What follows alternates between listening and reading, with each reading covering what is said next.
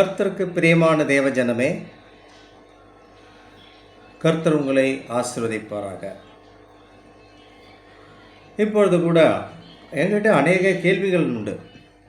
அதில் அவர்களுக்கு ஒவ்வொருவருக்கும் பிடித்தது போல நான் எடுத்துக்கொண்டிருக்கிறேன். இந்த நாளிலே கூட ஒரு செய்தியை பார்க்கலாம்.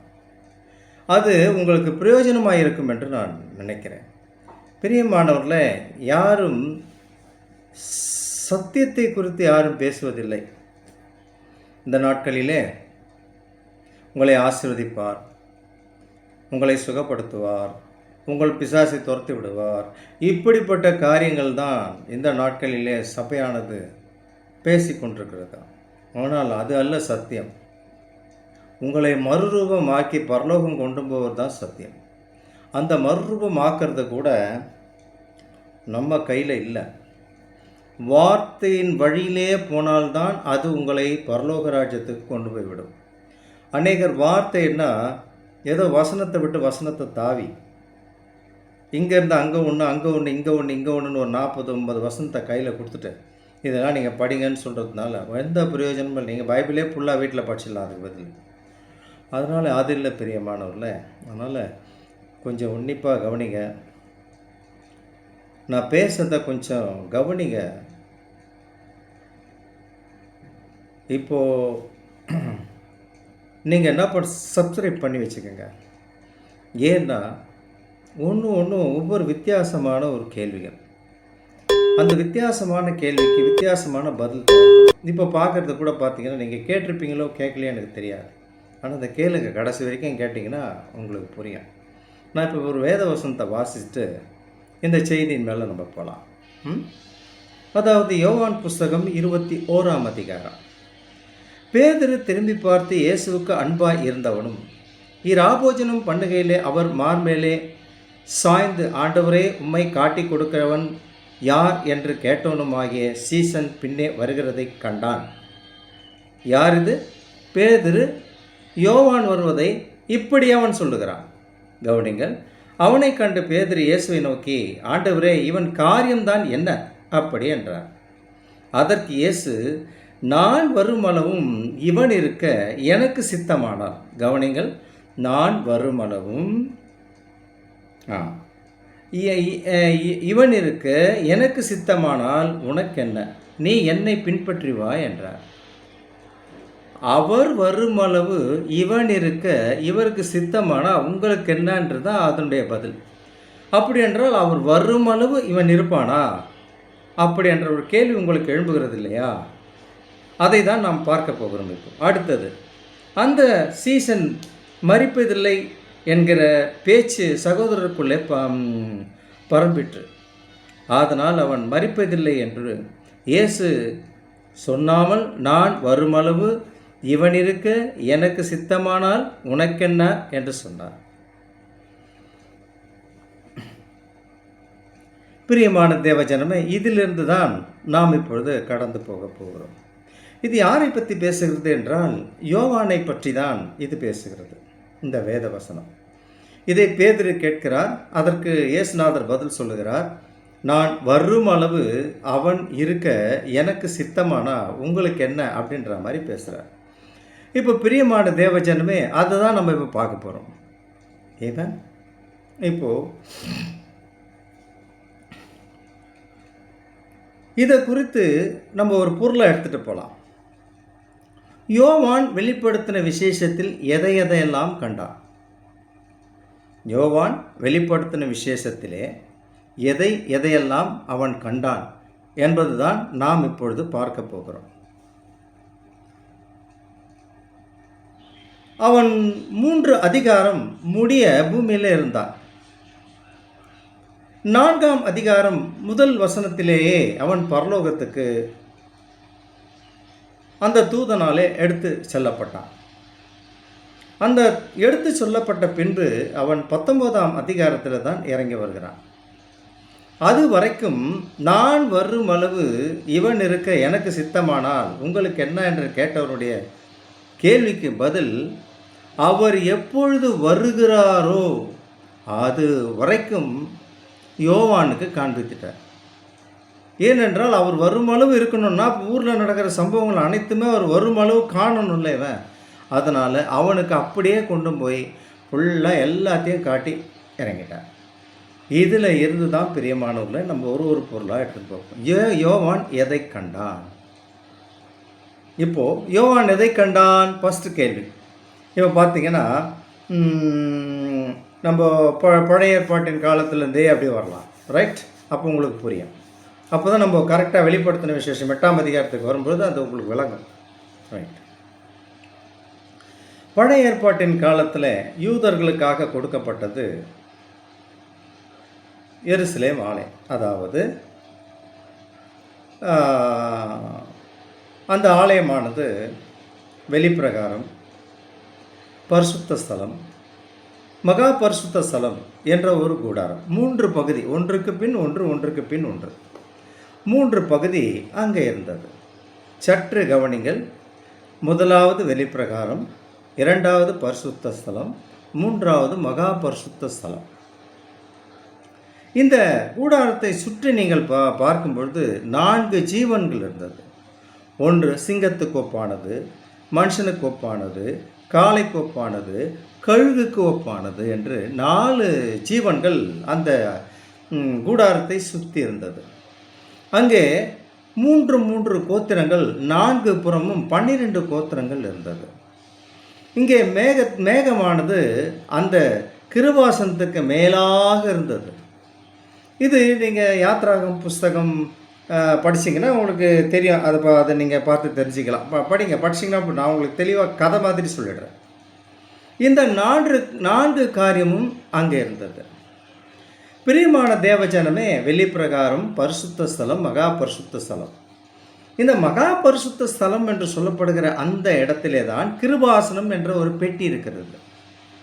அந்த பெட்டிக்குள்ளே நீங்கள் பார்த்தீங்கன்னாக்கா ஆரோனுடைய கோல், மன்னா, அதோட முக்கியமானது என்னவென்றால் ஒத்த கற்பலகை. இந்த ஒத்த கற்பலகை குறித்து நீங்கள் தெரிந்துக்க வேண்டும். கொஞ்சம் தூரம் போகலாம், அது முழுசாக தெரிய வேண்டிய அவசியம் இல்லை. அப்புறம் நம்ம ஃபுல்லாக பார்க்கும்போது அது தனியாக நம்ம பார்க்கலாம். இந்த ஒத்த கற்பலகை என்று சொல்லப்படும் பொழுது மோசே தான் அந்த கற்பலகை செய்தான். ஆனால் தேவனால் எழுதப்பட்டது அது. ஆனால் முதலிலே மோசே மேலே மலைக்கு மேலாக போய், மேகத்துக்கு மேலாக போய் அவன் கொண்டு வந்தது தேவனால் தேவனால் எழுதப்பட்ட அந்த ஒத்த கற்பலகை தான் கொண்டு வந்தான். ஆனால் மக்களுடைய பாவத்துக்காக போட்டு உடைத்ததினாலே இவன் கையினாலே செய்யப்பட்ட அந்த கற்பலகையிலே தேவனுடைய விரலினாலே எழுதப்பட்டது தான் அங்கே அவனுக்கு கொடுக்கப்பட்டது. இது மிக மிக முக்கியமான ஒரு சம்பவம். இது நான் உங்களுக்கு புரியும்படியாக நான் சொல்கிறேன். கொஞ்சம் நிதானமாக கேளுங்க. ஏன்னா உங்களுக்கு சத்தியம் அறிவீர்கள், சத்தியம் உங்களை விடுதலை ஆக்கும். பொருள் இல்லாமல் நீங்கள், அதாவது சுவர் இல்லாமல் சித்திரை வரைய முடியாது. நீங்கள் பரலோக ராஜ்யத்துக்கு போகணுன்னா ஏதோ ஆசீர்வதிச்சார் ஆண்டவர், நான் இத்தை வாங்கினேன், நான் அத்தை வாங்கினேன், வீடு கட்டினேன், வாசல் கட்டினேன், அவர் எனக்கு தெரியும், இவர் எனக்கு தெரியும், எங்கள் பாஸ்டர் பெரியவர், எங்களுக்கு 5 பாஷை தெரியும். இதெல்லாம் சாத்தியம் இல்லையா? சத்தியத்தை அறிவீர்கள், சத்தியம் உங்களை விடுதலை ஆக்கும். ஏன் வேதத்தை 3 பக்கமாக 3 புத்தகமாக பிரித்து ஒரே வேதமாக்கி பழைய ஏற்பாடு, புதிய ஏற்பாடு, வெளிப்பாடுன்னு சொல்லி அந்தந்த காரியங்களுக்கு நேற்றா மாதிரி மனுஷர்கள் 6000 வருஷம் 7000 வருஷமாக வரப்போகிற காரியங்களெல்லாம் எழுதி 1000 வருஷ சாட்சியம், அதே நேரத்தில் நித்தியத்தை குறித்தும் அந்த வேதத்தில் எழுதி நமக்கு காண்பிக்கிறார்னா இது மனுஷனுக்கு காண்பிக்கிறார், மிருகங்களுக்கு அல்ல. இது மனுஷன் பரலோக ராஜ்யத்துக்கு, அதாவது வரப்போகிற மனுஷனுக்காக இதையெல்லாம் தேவன் வைத்து நமக்கு கொடுத்துருக்கிறார். இது நமக்கு ஆசீர்வாதம் அல்ல. பிரியமான தேவஜனமே, நம்ம ஒரு வண்டியை எழுத்து கூட சம்பாதிச்சு சாப்பிட்டுக்கலாம். நம்மளுடைய பிள்ளைகளையும் மனைவியை காப்பாற்றலாம். ஆனால் சத்தியம் அப்படி வராது. அது இழுத்த இழுப்புக்கு தான் நம்ம போய் ஆகணுமோ தவிர நம்ம இழுத்த இழுப்புக்கு சத்தியம் வராது. ஏதோ காணிக்கைக்கும் தசம்பாகத்துக்கும் பொய் புள்ளின்னு திரிகிறாங்களே தவிர மிச்ச ஒன்றுமே கிடையாதுங்க. சரி, நம்ம போகலாம். சத்தியத்தை அறிவீர்கள், சத்தியம் உங்களை விடுதலை ஆகும். முதல் பார்ட்டு நான் சொன்னது எப்படின்னா, அதாவது நம்ம பழைய ஏற்பாட்டினுடைய கிருபாசனத்துக்கிட்ட பார்த்தோம். அதுக்குள்ளே ஒத்த கற்பலகை இருந்ததை நம்ம பார்த்தோம். சரி, அந்த கற்பலகையை மூடி 2 கேருப்பு வைக்கப்பட்டிருந்தது. அந்த 2 கேருப்பை மீறி நீங்கள் அந்த கற்பலகை, அதாவது அந்த கிருபாசனத்தை பார்க்க முடியாது. அப்படி பார்த்தவங்களாம் எவ்வளோ பேர் செத்தாங்க தெரியுமா? அந்த செய்தி நம்ம அப்புறம் எடுக்கலாம். ஏன் செத்தாங்கன்றது நம்ம அப்புறம் எடுக்கலாம். இது பழைய ஏற்பாட்டின் காலத்தில் நிழலாக நமக்கு வைக்கப்பட்டுள்ள ஒன்று. ஆனால் நிஜத்துக்கு வரும்பொழுது, 2வது கட்டத்துக்கு வரும்பொழுது, நாம் கிறிஸ்தவர்கள் என்று சொல்லப்படுகிற யூதர்கள் அல்ல, நாம் கிறிஸ்தவர்கள், இயேசுவினால் அழைக்கப்பட்டவர்கள். இந்த பாட்டில் நாம் வரும்பொழுது, இங்கே நமக்கு புதிய ஏற்பாட்டின் காலத்தில் வைக்கப்பட்டிருக்கிற இந்த கிருபாசனத்தை குறித்து நீங்கள் பார்த்தீர்கள் என்றால், பிரியமான தேவஜனமே, இந்த கிருபாசனமானது எப்படி இருக்குதுன்றது புதிய ஏற்பாட்டின், அதாவது புஸ்தகத்தில் நாம் பார்க்கலாம். அங்கே ஒரு கூடாரத்தை பார்த்தோம் நாம். அப்படி அல்லையா இது? இங்கே கவனிங்கள். அப்போஸ்தலர் நடவடிக்கை என்று சொல்லப்படுகிறதான ஒன்று நமக்கு ஒரு கூடாரமாக இருக்கிறது. அதே நேரத்திலே அந்த அப்போஸ்தலர் நடவடிக்கை 2:38, இந்த அப்போஸ்தலர் நடவடிக்கையை சுற்றி 4 சுவிசேஷம் இருக்கிறது. அதாவது 4 ஜீவன்கள். 1 கழுகு, 2வது காளை, 3வது மனித முகம், அப்புறம் சிங்க முகம் என்று 4, நான் 4 மிருகத்தை சொன்னால் லைனாக சொல்லலை. இப்படி சுற்றி கொண்டிருக்கிறது மத்தேயு, மார்க்கு, லூக்கா, யோவான் சொல்லிட்டு அந்த கிருபாசனத்தை சுற்றி 4 ஜீவன் இருக்குது. அதை சூழ்ந்து அந்த 4 பக்கங்களும் 3 3 3 3 என்று 12 நம்பர் இருக்கிறது. அந்த 12 நம்பர் வேறு எதுவும் அல்ல, அப்போஸ்தலர் நடவடிக்கை தான். அந்த 12 நண்பர்கள், அதாவது அங்கே இருக்கிறவர்கள். இந்த கிருபாசனமானது அப்போஸ்தலர் நடவடிக்கையினாலே மூடப்பட்டிருக்கிறது. கவனிங்கள் பிரியமான தேவஜனமே, இதை முதல் ஜெனரேஷனில் வந்தார்கள் பார். மத்தேயு புஸ்தகத்தின் வழியாக வரும்பொழுது அவர்களுக்கு அந்த கிருபாசனத்தில் உள்ள அந்த ஒத்த கற்பலகையும் அதற்குள்ளாக இருக்கிற அனைத்தையும், அந்த செகினா குளோரியும் அது மூடிவிட்டது, அது காண்பிக்கவில்லை. 2வது மார்க் வரும்பொழுது, நீங்கள் மார்க் சுவிசேஷத்துக்கு வரும்பொழுது, இதை நான் சொல்கிறத நீங்கள் கேளுங்க, அப்புறம் நான் இதை பொருத்தி காட்டுறேன் உங்களுக்கு. அப்படி வரும்பொழுது அதுவும் மூடப்பட்டிருந்தது, ஆனால் அது காட்டவில்லை. அது ஒரிஜினல் நாமத்தை அது காட்டவில்லை. அதை முதல்ல புரிஞ்சுக்கங்க. எந்த நாமத்தை? உள்ளே இருக்கிற அந்த கற்பலகையினுடைய நாமத்தை அது காட்டவில்லை. 3வது ஜீவன் வரும்பொழுது கூட அதுவும் அந்த ஒரிஜினல் நாமத்தை காட்டவில்லை. யாருக்கும் அந்த நாமம் தெரியாது. பிரியமான தேவஜன்மை, கொஞ்சம் புத்திசாலித்தனமாக நம்ம கவனிக்க வேண்டிய ஒன்று. அதற்குள்ளாக இருக்கிற அந்த கற்பலகையானது மனுஷனால் இழைத்தது, தேவனால் எழுதப்பட்டது. ஆக மொத்தத்தில் இன சேர்க்கையிலே பிறந்த ஒரு மனிதனுக்குள் தேவன் நிவாசம் பண்ணி அந்த மனிதனை 3ஆம் நாள் உயிர்த்தெழுதலை கலந்து கொள்ள போகிற அந்த தேவன் வார்த்தை அந்த கற்பலகைக்குள்ளாக எழுதப்பட்டிருக்கிறது. அந்த கற்பலகை வேறு யாரும் இல்லை, இன சேர்க்கையிலே பிறந்த ஒரு மனிதன். ஏனென்றால் அவன் மனிதனாலே இழைக்கப்பட்ட அந்த கற்பலகை. இந்த நாமத்தை அது காண்பிக்கவே இல்லை. மத்தேயு புஸ்தகம், மார்க், லூக்கா, யோவான் புஸ்தகத்துக்கு வரும்பொழுது தான் பிரியமான தேவஜனமே, இந்த யோவான் இப்போ நம்ம படித்தமே, நான் வரும் அளவு அவன் இருக்க உங்களுக்கு என்ன என்று சொல்லுகிறார் தெரியுமா? இந்த யோவான் புஸ்தகமானது கழுகுக்கு ஒப்பானது. இந்த கழுகுக்கு ஒப்பானது இந்த யோவான் புஸ்தகம் வரும்பொழுது யோவானுக்கு அவர் காண்பிக்கிறார் உள்ளே யார் இருக்கிறது என்பதை. ஏனென்றால் அவர் அங்கே உள்ளே இருக்கிறதை பார்க்கிறான். உள்ளே அந்த ஒத்த கற்பலகை, அந்த ஒத்த கற்பலகையின் மேலாக அது ஒரு நாமத்தை எழுதுகிறது, அதாவது பேரை எழுதியிருக்கிறது. அது வேறு எதுவுமல்ல, மனிதனால் இழைக்கப்பட்டு தேவனால் எழுதப்பட்ட வார்த்தை அந்த கற்பலகையின் மேல் இருக்கிறது. பிரியமான தேவஜனமே, அப்படி இருக்க இதை பார்ப்பதற்கு யாருக்கும் அதிகாரம் இல்லை. பாருங்கள், 6 சபை காலங்களின் வழியாக 3 பேர் வரார்கள், மத்தேயு, மார்க்கு, லூக்கா. அந்த 6 சபை காலங்களின் வழியாக வரும்பொழுது சுவிசேஷத்தை நீங்கள் கேட்டீர்கள். ஆனால் நீங்கள் கவனித்தீர்களா? நீசாயா கவுன்சிலே இயேசுவின் நாமத்தை எடுத்துட்டாங்க.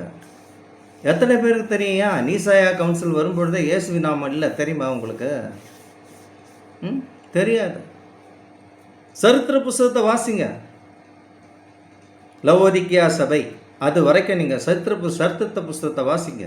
அந்த சரித்திர புத்தகம் உங்களுக்கு எங்கேருந்து கிடைக்கும் சொல்லுங்கள்? எங்ககிட்ட தான் கிடைக்கும். 7 சபை காலங்கள் புத்தகம் எங்ககிட்ட தான் கிடைக்கும்.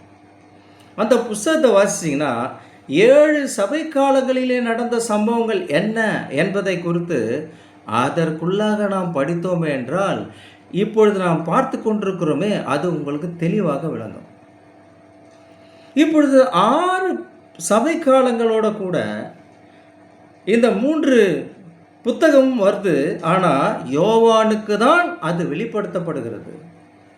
யோவானுக்கு தான் அந்த நாமம் வெளிப்படுத்தப்படுகிறது. என்னையா என்னவோ புது புது கதையெல்லாம் சொல்கிறீங்களே அப்படின்னு நீங்கள் கேட்டது கிடையாது. கேட்டிருந்தா நிச்சயமாக கேட்டிருந்தீங்கன்னு வச்சுங்க, நீங்கள் எனக்கு சொல்லி கொடுத்துருப்பீங்க. சரியா? நீங்கள் கேட்கல, அவ்வளோதான் நான் சொல்லுவேன். ஒரே வார்த்தை, நீங்கள் கேட்டால் தெரிஞ்சுக்கலாம். பிரியமான தேவஜனமே, அப்படி இந்த வழியில் நாம் வந்து கொண்டிருக்கிறோம். கவனிங்கள், நாம் என்ன செய்து கொண்டிருக்கிறோம்? இந்த வழியில் 7வது சபை. இப்பொழுது நாம் இருக்கிறது லவோதிக்கியா சபை. இது கழுகின் சபை காலம்.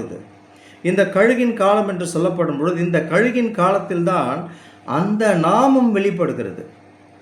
இவன் யோவான் எல்லாவற்றையும் பார்க்கிறான் ஐயா. இது நான் எடுக்கிறது ஒரு பகுதி.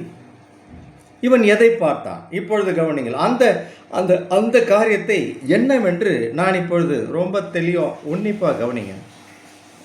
நீங்கள் புரிஞ்சுக்கிறதுக்காக தான் நான் பேசுகிறேன். உன்னிப்பாக கவனிச்சிங்கன்னா ஈஸியாக உங்களுக்கு புரிஞ்சிடும். இப்போ பார்த்தீங்கன்னா வெளிப்படுத்தின விசேஷம் 8ஆம் அதிகாரத்தில் இந்த வேத வசனத்தை நாம் சற்று கவனிக்கலாமா? இப்போ கவனிங்க.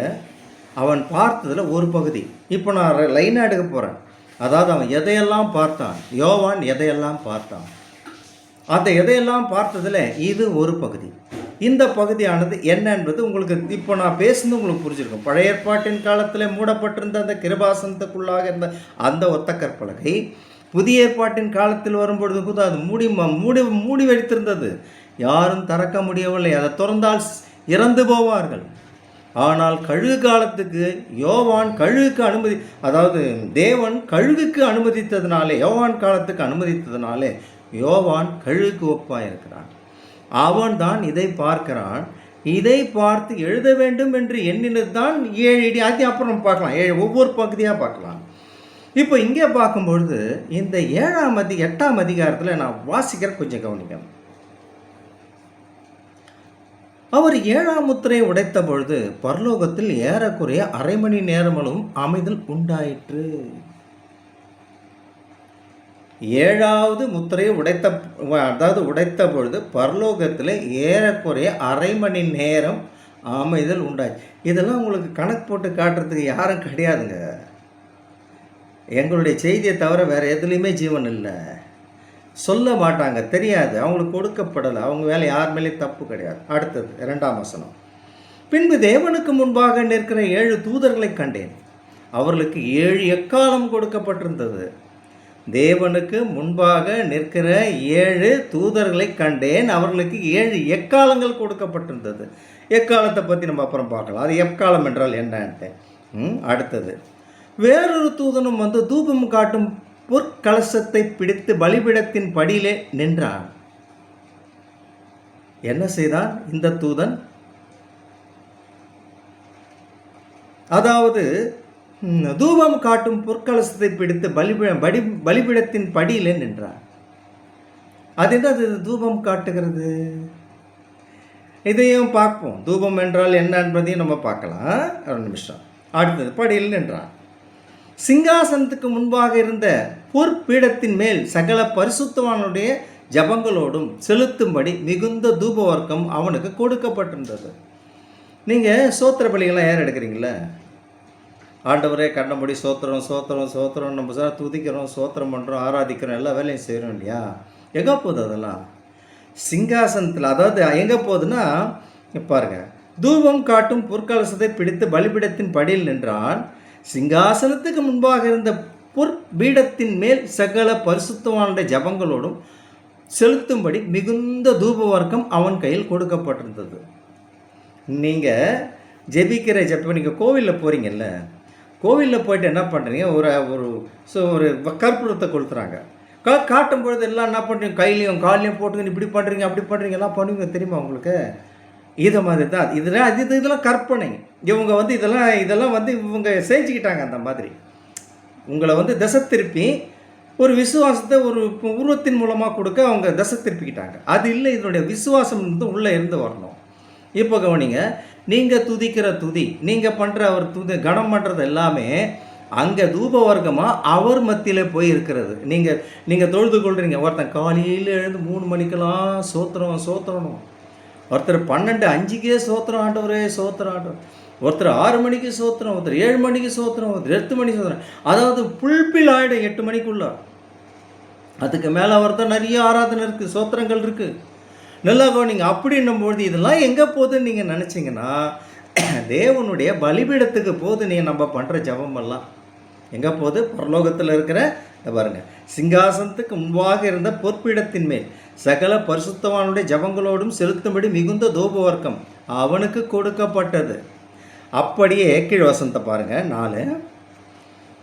அப்படியே பரிசுத்தவான்களுடைய ஜபங்களோடும் செலுத்தப்பட்ட தூப வர்க்கத்தின் புகையானது அதனுடைய கையிலிருந்து தேவனுக்கு முன்பாக எழும்பிற்று. புரியுதா உங்களுக்கு? அது என்னவா போகுது? நம்மளுடைய ஜபம்லாம் என்னவா போகுது? புகையாக அவருக்கு முன்னாடி போகுது. நம்ம துதிக்கிறோம், நம்ம கனம் பண்ணுறோம், நம்ம போட்டிருக்கிறோம், நம்ம புகழுகிறோம், பாட்டு பாடுறோம், பாட்டில் ஆராதிக்கிறோம், எப்படியெல்லாம் நம்ம பண்ணுறோம் இல்லையா? அதாவது உண்மையான பாசத்தோடு, உண்மையான அன்போடு, உண்மையான நேசத்தோடு தான் நம்ம பண்ணுறோம். கவனிங்கள் பிரியமான தேவ ஜனமே, நாம் தெரிந்து கொண்டது என்ன? நமக்காக மரித்த இயேசு கிறிஸ்து என்று நாம் தெரிந்து கொண்டோம். ரைட்டா? ஆனால் இங்கே வரும்பொழுது நீங்கள் பார்த்தீங்கன்னா, அந்த இயேசு கிறிஸ்து யூதர்களுக்குள்ளாக இருந்த அந்த யூதர்களுக்கு கொடுக்கப்பட்ட அந்த இயேசு கிறிஸ்து புறஜாதிக்குள்ளாக வரும்பொழுது ஒரு மாற்றமானது வருகிறது என்பதை நீங்கள் கவனிக்க வேண்டும். பிரியமானவர்கள், யாருமே ஏற்றுக்கொள்ள முடியாது ஐயா. அது ரொம்ப ரொம்ப கடினமான ஒன்று. என்னுடைய பாஷை நீங்கள் புரிஞ்சுக்கணுன்னா கொஞ்ச நாள் செய்தீங்கன்னா எங்கே பார்க்க மாட்டாங்க. என்னை மூஞ்சை பார்த்தா ஓடிடுவாங்க.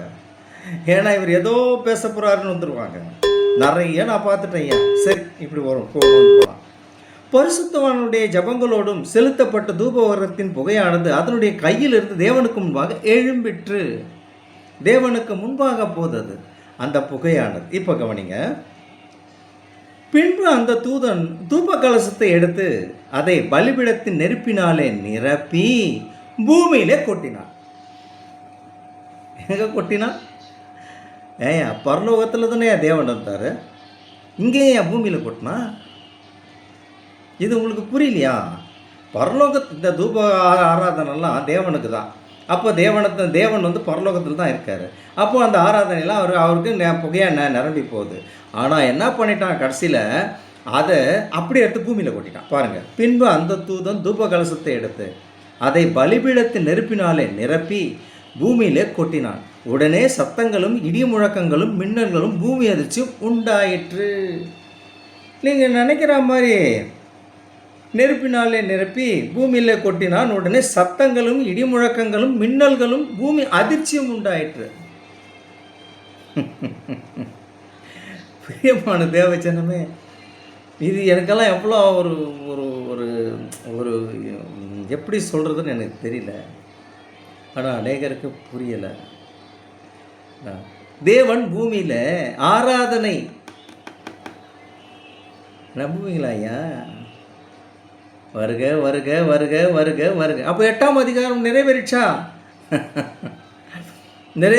அப்படின்னு நீங்கள் கேட்டிங்கன்னா, எப்போ உங்கள் கையில் 7 முத்திரையின் ரகசியம் கையில் வந்ததோ அப்போவே முடிஞ்சு போச்சு. நீங்கள் போய் பாருங்கள், எந்த சபையோனாலும் போய் கேளுங்க. அவங்களுக்கு தெரிஞ்சதுன்னா பெரிய காரியம். 1 இந்த செய்தியெல்லாம் 2 பேர் மூலமாக தான் வெளியே போயிருக்கணும். ஒன்று வெள்ளூர் தாமஸ், 2வது மீஞ்சூர் ஆபிரகாம். மிச்சப்படியாக சொல்லுவதற்கு உண்டான ஒரு மனப்பக்குவம் ஒருத்தருக்கும் கிடையாதுங்க. புரியாது. ஆனால் இது எடுத்து சொல்லும் பொழுது கேட்க மாட்டாங்க யாரும். நம்மளை அந்தி கிறிஸ்துவானுங்க, போலி நீடுவானுங்க எல்லாம். இயேசு கிறிஸ்து என்ன சொன்னாங்க? என்ன பேசுகிறான்னு தெரியல, பைத்தியக்காரன், அம்மையே பறக்குது, இளம் மஞ்சு பறக்க என்ன ஐயா இருக்குது? சொல்லுங்கள். ஏன் யோவான் சாணன் என்ன சொன்னாங்க? ஏன் பவுல் என்ன சொன்னாங்க? அப்படி இருக்கும் பொழுது ஏன் இந்த கடைசி நாட்களில் தீர்க்கதரிசியாக எழும்பி அவருக்குள்ளாக தேவன் உருவானார் நம்ம சொல்கிறோம், நம்மளை பைத்தியக்காரன்னு வாங்க. ஒரு சிருஷ்டிக்கிற வல்லமை தேவன்கிட்ட தான் இருக்குது. அதே வல்லமை இங்கே நம்ம பார்த்தோம் கண்ணுக்கு நேராக. ஆனால் அதை சொன்னால் என்ன பண்ணுவாங்க? இவன் பைத்தியக்காரன்னு வாங்க. பைத்தியக்காரங்க. ஆனால் ஒன்று மட்டும் நிச்சயப்பா, ஜாக்கிரதை, தள்ளி விட முடியாது. இதை தேவனால் கொடுக்கப்பட்ட செய்தி இது. அதனால் ரொம்ப ரொம்ப ரொம்ப ரொம்ப முக்கியமானது இது. ஒருவேளை புரியலைன்னு போயிடுங்க. ஏதாவது இதுக்கு மேலே ஒரு வியாக்கியானம் பண்ணி தேவனுடைய நாமத்தை தூசிக்கிற மாதிரி ஏதாவது இருந்தால் தப்ப முடியாது. அதனால் ரொம்ப ஜாகிரதையாக இருக்க கற்றுக்கங்க. பிரியமான தேவஜனமே, இதுதான் நடந்தது. யோவான் பார்த்தான், பூமியிலே ஆராதனை நடந்தது, தேவனை துதித்தார்கள். யார் அது துதித்தது? யார்? வெளிப்பாடு நிறைந்த ஜனங்கள் துதித்தார்கள். அந்த கொட்டப்பட்ட அந்த ஆராதனையானது பூமியிலே எழும்பிற்று. அந்த 7 முத்திரையினுடைய ரகசியம் வெளிப்படும் பொழுது எழும்பிற்று. 7 முத்திரையுடைய ரகசியம் வானத்திலும் பூமியிலும், பூமியின் கீழ் ஒருத்தனும் உடைக்கிறதுக்கு அதிகாரம் இல்லாத அதை தேவன் பூமியில் இறங்கி அதை செய்தார். உங்களுக்கு தெரியுமா ஐயா? ரொம்ப ஜாகிரதையாக இருக்க வேண்டிய நேரம் ஐயா இது. அதனால் ரொம்ப ரொம்ப ஒரு ஜாகிரதையாக இருக்கணும். சும்மா அங்காட்டி ஏதாவது ஆசீர்வாதம் வந்துச்சு, துட்டு வந்துச்சு, துட்டு போச்சு. இன்றைக்கி எதில் மிதந்துனுக்குறாங்கன்னு நினைக்கிறீங்க? சபையெல்லாம் இங்கெல்லாம் காசு பணத்தில் மிதந்துனுக்குறாங்க. தெரியுமா? என்னை கேட்கலாம் நீ, அப்போ நீலாம் காசு வாங்க மாட்டேன்னு. இன்றைக்கும் வேலை செய்கிறேன், இப்போவும் வேலை செய்கிறேன், பேசினுக்கிறேன் பார். இப்போ இன்றைக்கும் ஒரு 3 மணி நேரத்துக்கு நான் வேலையை முடிச்சுட்டு வந்துக்கிறேன். இப்போவும் வேலை செய்கிறேன். 66 வயசாகுது.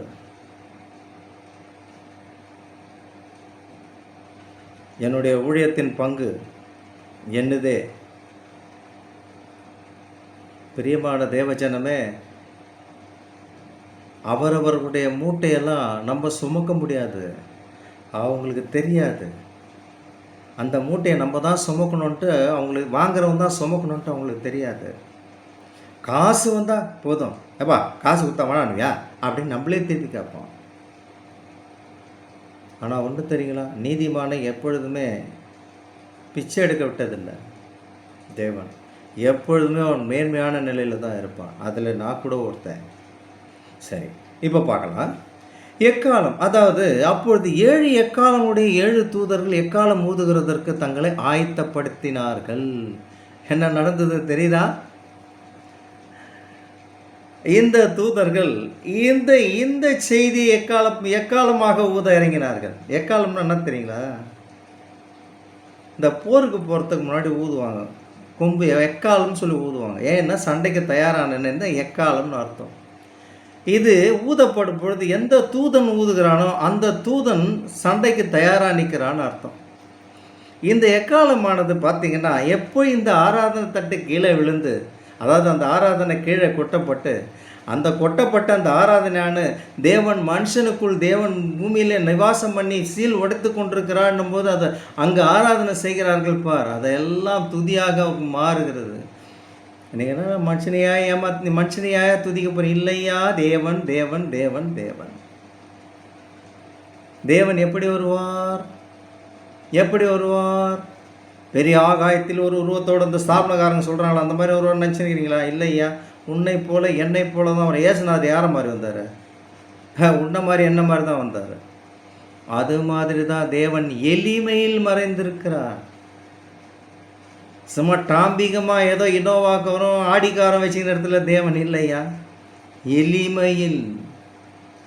மிக மிக எளிமையில் தேவன் மறைந்திருக்கிறார். உங்களுக்கு தெரியுமா? அதனாலே பிரியமான தேவஜனமே, இது உங்களுக்கு புரியும் என்று நான் நினைக்கிறேன். இதற்கு மேலே உங்களால் கேட்க முடியாது. அடுத்தது யோவான் என்ன கண்டான் அப்படின்றத அடுத்த செய்தியில் பார்ப்போம். சரியா? பிரியமான தேவஜனமே, கேளுங்க, சப்ஸ்கிரைபர் பண்ணிக்கங்க, கொஞ்சம் கொஞ்சமாக கேட்டுட்டு வாங்க. நிச்சயமாக ஒரு நாள் உங்களுக்கு தேவன் உங்களுக்கு கிரியை செய்வார். என்ன ஏதுன்றது கிரியை செய்வார். நம்ம பரலோகம், நீங்கள் கிறிஸ்துவ இந்து மார்க்கத்தை ஏதோ ஒரு மார்க்கத்தெல்லாம் விட்டுட்டு நம்ம இந்து மார்க்கத்துக்கு வந்துட்டோம், கிறிஸ்துவ மார்க்கத்துக்கு வந்துட்டோம். ஆனால் மார்க்கத்தோடு நின்றுடக்கூடாதுமா. பரலோக ராஜ்யத்துக்காக வந்தோம் என்றால் அதற்குண்டான வழியை தேட வேண்டும். கேட்டுக்கு போகிற வழி விசாலமாக இருக்கிறது, ஆனால் ஜீவனுக்கு போகிற வழி மிகவும் இடுக்கமும் நெடுக்கமாக இருக்கிறது. இந்த இடுக்கம் நெடுக்கம் என்று சொல்லுகிறது உங்களுக்கு புரியுதா? உங்களை சிரிக்க வச்சு நயங்காட்டி தேவன் ஆசீர்வதிக்கிறார், அது பண்ணுறார் இது பண்ணுறாருன்னு சொல்லி அப்படிலாம் நீங்கள் பரலோக ராஜ்யத்தை போயிட முடியாது. போக முடியாது. சத்தியத்தை அறிவீர்கள், சத்தியம் உங்களை விடுதலை ஆக்கும். சத்தியத்தை தவிர வேறு எதுவும் உங்களை விடுதலை ஆக்காது. அதனாலே பிரியமான தேவஜனமே, கேளுங்க. என்னுடைய செய்தி வரும். சில நேரங்களில் நான் அனுப்பாத இருக்கிறதுக்கு காரணம் எனக்கு அந்த லீடிங் இருக்காது, அதனால் நான் அனுப்ப மாட்டேன். சில நேரங்களில் கண்டினியூவாக வந்துக்கிட்டே இருக்கும். அதனால் கேளுங்க. கர்த்தருக்கு ஸ்தோத்திரம். தேவன் உங்களை ஆசீர்வதிப்பார், சகல நன்மைகளினாலே நிரப்புவார், வார்த்தையின் நன்மைகளினாலே உங்களை நிரப்புவார், உங்களுக்கு செய்தி புரியும்படி செய்வார். முழங்கால் படிடுங்க தேவன்கிட்ட. வெறும் நீங்கள் அவருக்கு இவருக்கு அவருக்கெல்லாம் நீங்கள் ஜெபம் பண்ணாதீங்க. நீங்கள் உங்களுக்காக முழங்கால் படிட்டு தேவனிடத்தில் வெறும் விண்ணப்பம் மட்டும் பண்ணுங்கள். சோத்திர பலி மட்டும் பண்ணுங்கள். வேறு எதையும் சொல்லாதீங்க. உன் பிள்ளைங்களையும் உன் மனைவியும் பிள்ளை எல்லாத்தையும் பாருங்கள், அவரை துதிங்க. அதுக்கப்புறம் தேவன் அவங்களெல்லாம் எல்லாருக்கும் தான் தேவன் எல்லாம் அவங்கள இட்டுன்னு வந்துடுவார். நீ சொன்னதுனால, நீ ரெக்கமெண்ட் பண்ணுறதுனால வந்துட போகிறது கிடையாது. அவர் உனக்கு ரெக்கமெண்ட் பண்ண இல்லையா, நீ முதல்ல தேவன் துதிக்கிறதுக்காக அழைச்சா நீ துதி. அதனால் பிரியமான தேவஜனமே, இந்த கடைசி நேரம் இருக்க போகிற நாட்களோ மிக மிக குறைவு. 3.5 வருடம் கூட கிடையாது. கர்த்தருக்கு ஸ்தோத்திரம், தேவனுக்கு மகிமை. கர்த்தர் உங்களை ஆசீர்வதிப்பாராங்க. யோவான் அடுத்தது எதை கண்டான்றது அடுத்ததில் பார்க்கலாம். ஆமென்.